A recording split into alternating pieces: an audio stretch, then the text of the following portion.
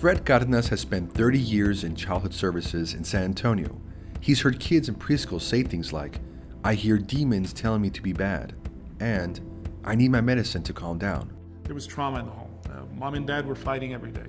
There was poverty. There wasn't enough food to eat at home. A lot of it starts in early childhood. You can start seeing some early behavioral problems, mental health problems. Frd also saw stressed parents and teachers struggle to deal with these kids. Healthcare workers too often look for a diagnosis to medicate. Kids continue to suffer mental health issues into adulthood. So Frd wanted to intervene for traumatized kids early on.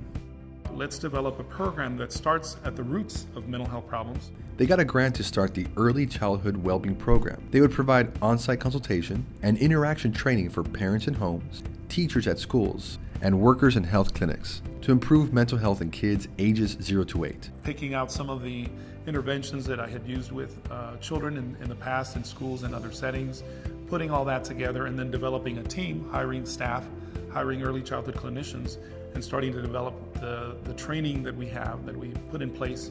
And we really took pieces from a lot of different curriculum and evidence-based practices and research to put together this toolkit of different strategies. They help people look beyond behaviors toward the context and relationships experienced by these kids.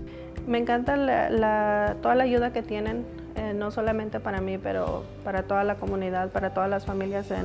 Realmente es para toda la familia, no solamente para chiquitos, pero hasta el más grande de la familia también. It's good to have that reassurance that, somebody else knows what you're going through and can give you tips and tools to just be a good parent, and also help my daughter in school.